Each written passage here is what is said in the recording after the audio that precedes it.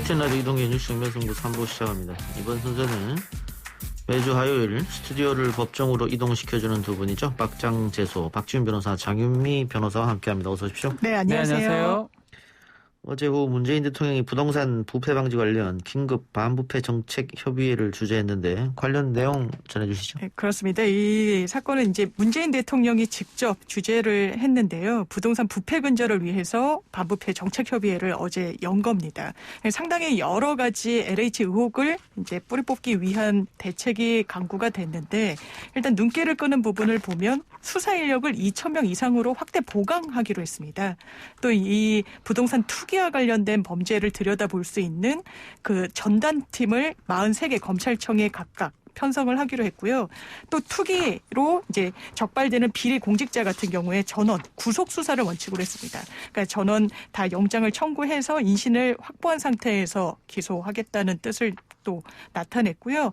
또 재판에 넘겨진 이후에는 법정 최고형을 구형하기로 했습니다. 또 눈길을 끄는 부분은 아무래도 이 부당이득을 어떻게 처리할 것인가 이 부분인데요. 취득한 이득의 최대 5배까지 몰수 추징하기로 했고 또 신고 포상금은 그 신고를 좀 독려하기 위한 차원에서 10억 원으로 상향 조정했습니다. 예. 자, 수사 인력이 2,000명으로 확대되고 전국 43개 검찰청에 부동산 투기사범 전담 수사팀을 편성하고 이 수사판이 커졌는데 국민들은 뭐 이렇게 용두사미로 끝이 나는 게 아니냐 또 걱정을 하시는 것 같아요. 네, 국민들은 뭐 이렇게 좀 세게 하는 것처럼 보이고 또 선거가 또 임박했기 때문에 그런 게 아니냐라고 이제 얘기들을 많이 하는데 실제로 수사 인력은 상당합니다. 2,000여 명 정도 된다면 이른바 예전에 노태우 정부 때인가요? 범죄와의 전쟁 뭐 그 정도 이상의 아주 강력한 그 예상이 되긴 한데 일단 법 자체가 뭐 부패 방지법이나 공공주택 특별법 이걸로 지금 가야 되는 상황이기 때문에 적발하는 거 하고 또 처벌하는 거 하고는 또 지켜봐야 되지만 일단 수사 인력이 크기 때문에 많기 때문에 그래도 적발을 많이 하고 뭔가 공권력 모습을 보여주지 않을까 예상이 됩니다. 예, 알겠습니다. 자, 그리고 지금 조금 문제가 되는 거라고 할까요?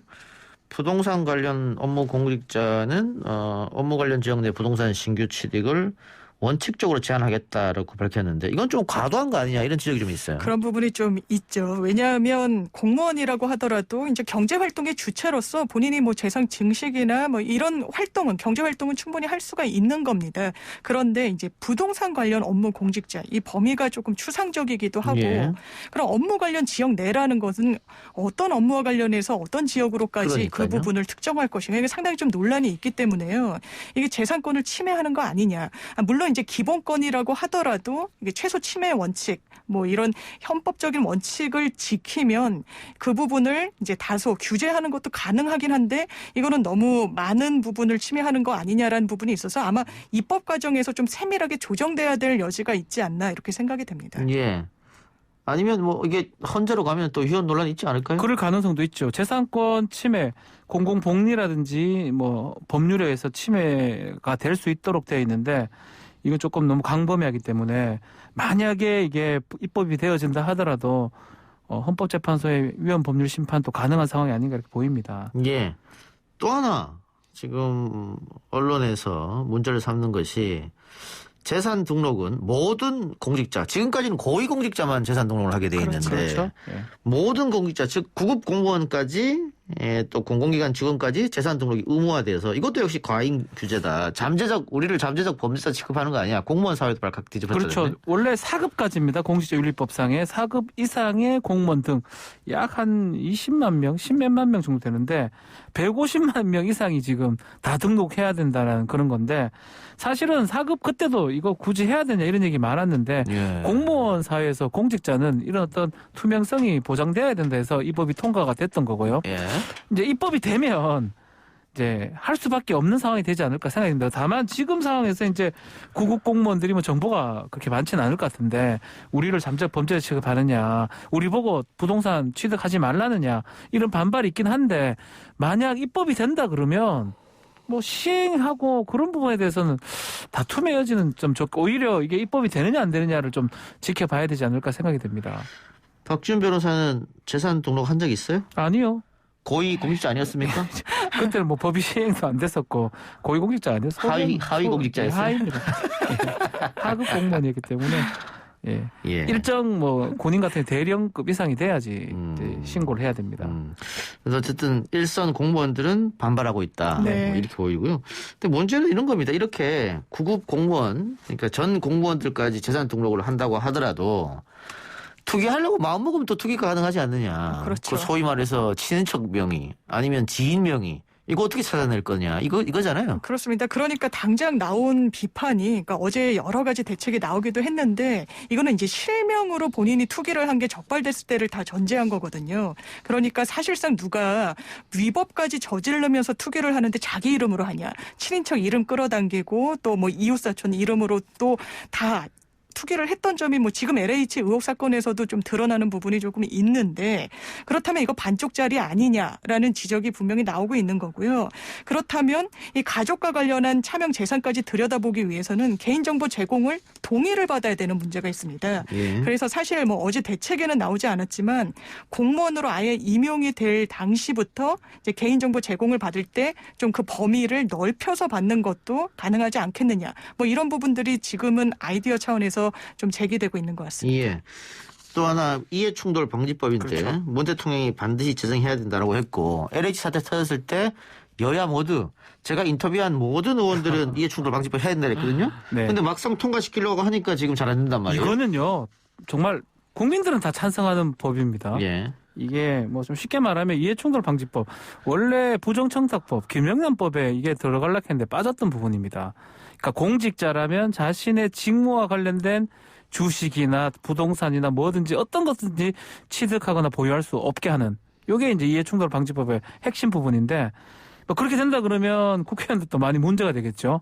그래서 그런 것들 때문에 국민들은 찬성을 하는데 계속 통과가 안 됐던 거고, 이거 말고 부패방지법이라고 있어요. 이거 조금 차이가 있는데 이거 좀 설명을 드리면, 부패방지법은 자신의 직무를 통해서 취득한 정보로 뭔가 뭐 부동산이나 이런 것들을 취득했을 때 그 인과성이 있어야 됩니다. 인과관계가 있어야지 처벌하거나 문제가 될 수 있는데, 이해충돌방지법은 인과성 따지지 않습니다.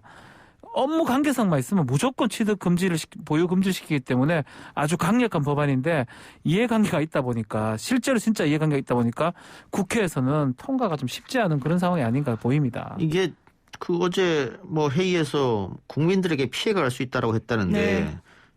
국민들이 왜 이해 충돌에 걸리죠? 이게 아마 적용 범위를 두고 여야가 예. 입장이 좀 달라서 그런 것 같은데요. 예. 일단 국민의힘 측에서는 이제 적용 범위와 관련해서 이게 너무 넓혀서는 좀 안 되지 않겠느냐. 그게 일반 국민들까지 포섭하면 안 되지 않겠느냐라는 것 같습니다. 왜냐하면 뭐 기자랄지 예. 사립학교의 교원까지 그럼 이해충돌 방지법의 그 대상으로 삼을 것이냐. 이 부분도 아직 여야 간의 합의가 좀 덜 된 부분이 있고요. 또 이제 직무상 비밀을 이용했을 때 처벌하는 것에는 뭐 크게 입장이 갈리지 않는데, 더 범위를 넓혀서 미공개 정보라면 그것을 그냥 활용했을 때 직무상 비밀로 볼 수 없더라도 이건 처벌해야 되는 거 아니냐. 이런 좀 강론에서 아직까지는 여야 입장이 좁혀지지 않고 있는 것 같습니다. 기자가 뭐 취재하다가 좋은 뭐 주식의 정보를 알았다거나, 그것도 지금 처벌하려면 처벌할 수 있다. 이해충돌 방지법은 그거잖아요. 그렇죠. 이게 학대했을 때는, 최대한 학대했을 때는. 장유미 변호사 기자 출신이니까 어때요? 네. 사실 뭐 이제 부패방지법 뭐 기타 등등 할 때 기자가 더 들어가고 그랬는데, 이게 사실상 너무 규제를 촘촘하게 하면 유명무실화되는 부분도 이제 없지는 않는 것 같습니다. 예. 이게 당장 문제 제기가 있을 때는 그 규제 대상을 폭넓게 하고 굉장히 강하게 처벌하는 게 그냥 만능인 것처럼 보이더라도, 사실상 그게 지속되기 위해서는 진짜 효능을 발휘해야 되는 거거든요, 현장에서. 그렇기 때문에 좀 졸속으로 만들지 말고 여야 간에 좀 입장의 일치는 최소한 있어야 된다, 이런 입장입니다. 이게 너무 폭넓게 퍼지다 보면 코에 걸면 코걸이, 귀에 걸면 그렇죠. 귀걸이가 될 수도 그렇죠. 있거든요. 아마 그걸 지금 우려하시는 그럼에도 저는 이 법에 대해서는 뭐 저도 공감을 합니다. 적용 범위라든지 이런 뭐 명확성 같은 경우는 충분히 따져봐야 되지만, 결국은 국회의원들이 연관성이 많거든요. 또 공직자들 연관성이 있기 때문에 반드시 이전에 통과가 됐어야 할 법안인데, 사실 이게 통과가 안 됐기 때문에 LH 사건까지 연결이 됐다고 저는 봅니다. 그래서 이번에라도 좀 통과를 하고 공직사회에서 내가 일하고 관련된 업무와 관련된 걸 어떤 것이라도 하든지 간에 처벌될 수 있고 몰수될 수 있다라는 게 명확하게 인식이 좀 돼야 될 필요가 있다고 생각이 듭니다. 예. 그리고 위헌 논란이 있었던 투기 소급 몰수법 다시 지금 적극적으로 추진을 하고 있다고 하는데 이 처음에 LH 사태 터졌을 때 국민들이 다 소급해야 된다 했을 그렇죠. 때 뭐 여당 원내대표도 위헌 논란이 있다고 그러고 네. 여야 율사들도 논란이 있다 이렇게 위헌 논란이 있다고 했단 말이에요. 그렇습니다. 지금 이렇게 입장이 바뀐 건 특히 여당이 결국 선거 때문 아닙니까? 아무래도 그런 측면이 상당히 좀 있다고 봐야 되겠죠. 법례가 바뀐 건 최소한 아닐 테니까요. 그러니까요. 예. 이게 물론 이제 헌법에 분명하게 어떤 입법을 통해 가지고 소급해서 재산권을 침해하면 안 된다라고 규정이 돼 있고요. 지금 아마 여권에서는 이게 종전 간의 입장이 달라진 게 부진정 소급 입법으로 이거를 좀 의율할 수 있다. 이 얘기를 하고 싶어 하는 것 같습니다. 그러니까 진정 소급 입법은 완전히 행위가 다 종결된 이후에 법을 그 이후에 만든 법으로 규제를 하고 몰수하고 이런 거는 이제 위헌인 거 여부는 이론의 여지가 없는데요. 그러니까 부진정 소급 입법이라는 건 사실상 뭐 헌재에서도 이거는 위헌이 아니다라고 판시를 하고 있는 부분입니다. 그러니까 아직까지 이 재산권 투기가 현금화되고 가시화된 건 아니잖아요. 계속 그 토지를 보유하고 있는 상황에서 행위가 끝나지 않은 진행 상황에서 입법을 빨리 해서 몰수 추징을 가능하도록 하는 건 이건 부진정 소급 입법이다라고 이야기를 하는 게 지금 여권의 입장인데 이 부분과 관련해서도 사실 헌법학자나 뭐 법조계에서는 이건 진정소급 입법이다. 이거는 이제 위헌으로 좀 봐야 되는 거 아니냐라는 반발도 좀 만만치는 않습니다. 그러니까 지금 장인 변호사가 한 얘기가 지금 처음 나온 얘기는 아니거든요. 그렇죠. 이것도 LH 사태 터질 때 바로 나왔어요. 이렇게 하면 된다. 근데 그때는 안 된다고 했다가 지금 민주당이 선거에서 굉장히 약세를 면치 못하니까 갑자기 들고 나온 게 아닌가. 그러면 전략적으로라서 그때 들고 나왔으면 선거 유리했겠죠. 그 민주당이 뭐 이 부분에 대해서 좀 오판한 게 아닌가 싶어요. 어쨌든 국민들은 원하고 있으니까 국회는 법을 일단 만들고 예전에 네. 뭐 예컨대 2008년인가요? 제가 정확하게 기억이 안 나는데 친일 그 활동 재산 기속 관한 법률 특별법 등이 있습니다. 그게 예. 친일 활동했던 그 재산을 몰수하는 법, 소급 입법이죠, 사실은. 예. 그것도 헌법재판소 갔는데 합헌 받았거든요. 예. 그 비슷한 류의 법률들은 꽤 존재하고 있기 때문에 그런 것들을 참조해서 범죄 수익 은닉 그 몰수 규제법 그걸 바꿔서 할 수 있을 것 같아요. 그러니까 제 말은 국회가 할 수 있는 건 입법이니까. 네. 만일 이게 위헌 시비에 얽히고 한다면 헌재가 판단을 헌법재판소에 하겠죠. 판단하면 되는 거니까. 헌재가 판단하라고 있잖아요. 네. 그런데 미리 국회의원들이 이거는 안 될 거야라고 하면 왜냐하면 국민들이 안 원하면 모르겠는데 국민들이 원하니까. 많은 수가 원했는데요. 예. 예. 그리고 박지원 변호사 말처럼 친일 재산 환수 특별법 같은 경우에도 헌재가 통과시켰단 말입니다. 근데 우리가 헌재를 뭐 사법적 기구라고는 할 수 없으니까 정치적 함의가 포함된 기구니까 그건 헌재가 알아서 판단하겠죠. 거기까지 너무 입법기구에서 신경을 쓴 게 아닌가 싶어서 제가 한번 말씀을 드려봤습니다. 다음 주제로 넘어가죠.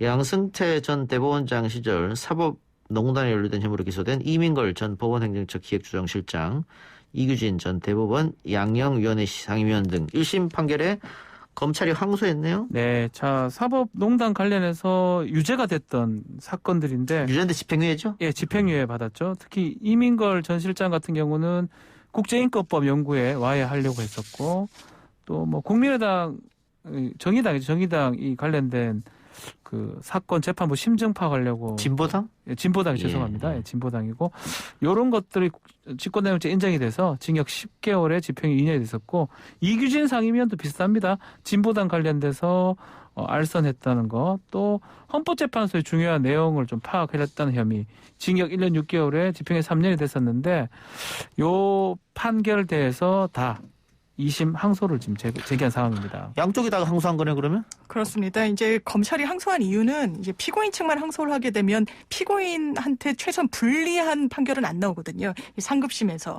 그렇기 때문에 양쪽이 다 항소를 해야 원점에서 제로 베이스에서 판단을 받기 때문에 좀 기술적인 측면에서 사실 피고인이 항소를 하면 검찰도 하는 뭐 이런 구조인 걸로 보이는 부분도 있습니다. 아마 항소심에서는 이게 사법농단과 관련해서 사실상 처음으로 유죄 판결을 받은 그런 사례이기 때문에 그렇죠. 상당한 법리 다툼이 또 예상이 됩니다. 예. 대법원까지 가겠죠? 갑니다. 대법원까지 예. 간다고 봐야 될 것 같고 지금 어쨌든 간에 지금 직권남용죄, 직권남용 권리행사 방해죄 법리들이 지금 형성되고 있거든요. 이번 사건만 조금 달리 봤던 것 같아요. 이제껏 모든 판사들이 무죄가 나왔었는데 그렇기 때문에 대부분에 가서 직권남용 권리행사 방해죄 특히 이 사건에서 이렇게 관여해서 결과가 바뀌었기 때문에 이거는 직분 내기도 하고 심각한 부분이다라고 이제 1심에서 판단했는데 과연 2심 또 대법원에서 어떻게 판단할지 지켜봐야 될 것 같습니다. 예. 다른 주제로 넘어가 보죠. 한국전쟁 때 납북된 피해자 가족이 우리 법원에다가 김정은 국무위원장을 상대로 손해배상 청구 소송을 냈는데 이겼네요? 네, 승소를 했습니다. 이게 이제 납북자의 가족이, 그러니까 이제는 그 납북되신 분은 돌아가셨고요. 그 아드님이 이 북한과 이제 국무위원장, 김정은 국무위원장을 상대로 우리 손해배상을 청구하겠다라고 해서 5천만 원을 지급을 구하는 소송을 제기했는데요. 예. 이 부분을 전체 다 이제 법원이 인용을 한 겁니다. 왜냐하면 실질적으로 이제 불법행위가 있었다는 점을 한국 법원이 인정했다는 점에서 좀 의의가 있는 판결로 좀 판단을 할 수 있을 것 같고요. 사실 이 판결이 처음은 아니고 이제 작년에도 유사한 판결은 있어서 아마 이게 사실상의 또 리딩 케이스로 아마 유사한 소송이 이어질 가능성도 좀 있어 보입니다. 5천만 원을 지급하라 이렇게 판결이 됐고 그렇죠. 이런 일이 또 있었다면서요? 그렇죠. 2020년이죠. 국군포로 그 두 분이 이제 북한하고 김정은 상대로 손해배상 청구를 했던 적이 있는데 이것도 마찬가지로 북한하고 김정은이 이 포로들 두 분한테 각각 2,100만 원씩 배상하라라고 이제 판결이 됐는데 두 가지를 우리가 좀 얘기를 좀 해야 될 것 같아요. 특히 재판에서 가장 중요한 게 송달, 주소가 있어야 되거든요. 그래서 김정은이 주소가 지금 어딘지 뭐 평양이겠죠. 어디? 평양 주석궁이나 이런 데일 것 같긴 한데 정확한 주소를 모르니까 국정원한테 주소 좀 알려달라 하니까 또 알려줄 수 없다 그러기도 하고 또 대사관에 물어보게 되는데 안 되니까 이 경우 공시 송달 방식이 택한 겁니다. 주소를 알 수 없을 때 송달된 것처럼 간주해서 이 재판을 진행할 공송달인데 공시 송달 방법을 택한 거고 또 두 번째로는 이 북한이라는 이 정권 뭘로 봐야 되느냐 이 부분인데 우리 헌법상으로는 헌법에 보면 영토조항에 보면 한반도 그 부속 도서로 하기 때문에 북한은 우리 영토 안에 있는 거 이 뭐 불법 단체라고 보아서 그렇게 하죠. 예. 예, 비법인 사단이 돼서 재판할 수 있는 능력이 있다라고 법원이 봤습니다. 예, 뭐 북한 재판소에다가 뭐 어떻게 할 수는 없으니까. 거기 뭐 그렇죠. 우리 재판하기 좀 어려우니까요. 그래서 우리 법원에 하는 거죠. 예, 우리 법원에서 우리 법원이 손해배상 해줘라. 근데 한 가지 또 봐야 될 게 예. 있어요.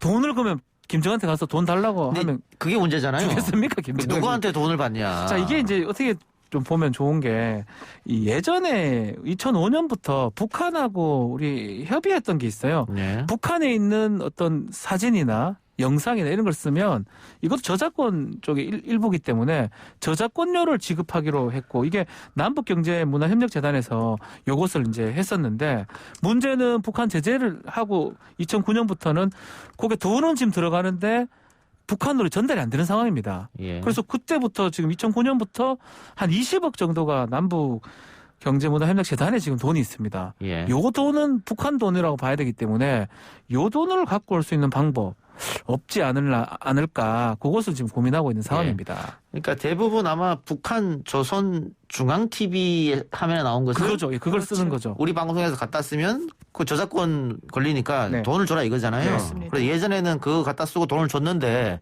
지금은 북한에 돈을 줄 수가 없기 경제 때문에 제재가 때문에 제재 때문에. 유엔 제재상 예. 지금 묶여 있다는 거죠. 그렇죠. 묶여 있으니까 예. 묶여 있는 돈이 약 20억이 넘는데 예. 그 20억을 어차피 북한 거니까 그것을 이제 좀 압류하든지 그거를 이제 취할 수 있지 않을까 법적 검토가 지금 들어간 상황입니다. 예. 일단은 이 협의회 측에서는 못 준다 그랬던 것 같고. 그렇죠. 협력재단 측에서는요. 그러면 어떻게 해요? 사실상 또 이게 소송을 갑니까? 달라고? 이게 사실 이긴 소송에서 이게 민사 소송에서 제일 좀 골치가 아픈 게 집행임. 실제로 본인이 금전적으로 이제 본인 주머니에 꽂혀야 그게 손해가 배상이 되는 건데 지금 파악 가능한 북한의 재산이란 건 사실상 없고요. 뭐 저희가 북한이 현지에 있는 자산을 동결할 수는 없는 거니까 실제로 남한에서 핸들링할 수 있는 자산은 이런 저작권료인데 이 남북 협력 재단에서는 이게 그렇다면 이게 피고가 북한과 김정은 위원장 아닙니까? 그러면 이게 북한의 자산인지 아니면 김정은 위원장의 자산인지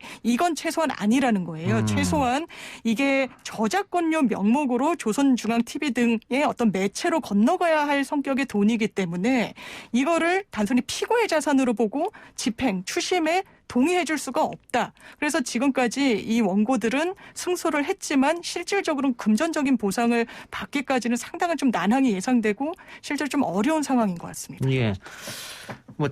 우리 한 9개 방송사가 계약을 맺었다고 하는데, 근데 우리뿐만이 아니고, 물론 아마 종편 3사에서 가장 많이 썼지 않을까. 근데 BBC나 이쪽에서도 만일 쓰면은, 조선중앙TV 거를 쓰면은 저작권을 준다. 이겁니다. 우리만 주고 있는 게 아니기 때문에. 네. NHK에서 쓰게 되면 줘야 되는 것이고. 그렇죠. 근데 문제는 북한도 우리 거를 쓰는데 거기서는 저작권은 안 주더라고요. 거기는 그런 게 없죠. 예. 정립이 덜 돼 있죠. 그러니까. YTN을 비롯해서 라디오, TV, JTBC, 그 북한 고위급 인사들이 듣고 있다고, 듣고 보고 있다고 얘기를 했기 때문에. 하는데, 이것도 듣고 있을 것 같은데요. 요거 김정은이 듣고 있. 네. 자, 그럼 정리해 봅시다. 앞으로 그러면 이 재판은 어떻게 될 것 같아요? 재판은 계속 있을 것 같긴 해요. 예. 재판이라는 건 두 가지 절차거든요. 네가 누구한테 돈을 받을 권리가 있다라는 걸 확인하는 거하고, 두 번째는 장윤배가 설명했지만 그걸 갖고 돈을 받는 집행 절차인데. 그러니까 지금은 실질적으로 어디서 받아야 되냐 이 문제가 남았잖아요. 그렇죠. 이제 결국 그런 재판 앞에 말했던 판결은 계속 받을 수가 있는데 이제까지 했던 것처럼 집행 문제는 계속 문제가 될 것 같아요. 아직까지는 명확하지 않는 것 같아요. 그래서 그러니까 재판은 하되 돈 받는 방법은 마땅치 않다. 예. 그러니까 만일 남북경제문화협력 재단이 준다고 하면 문제가 안 되지만 못 준다고 하니까 재판해야 돼요. 그것도 그렇죠, 재판해야겠죠. 그것도 공탁금 반환 청구 소송을 해야 됩니다. 공탁금 달라고 소송을 하면 법원에서 다시 또 판단할 거면 이 돈이 누구 건지 가져갈 수 있는지 없는지. 그렇죠. 예. 알겠습니다. 조금 더 기다려 봐야겠네요. 자, 오늘 말씀은 여기까지만 듣겠습니다. 지금까지 박지훈, 장윤미 변호사와 함께했습니다. 고맙습니다. 네, 감사합니다.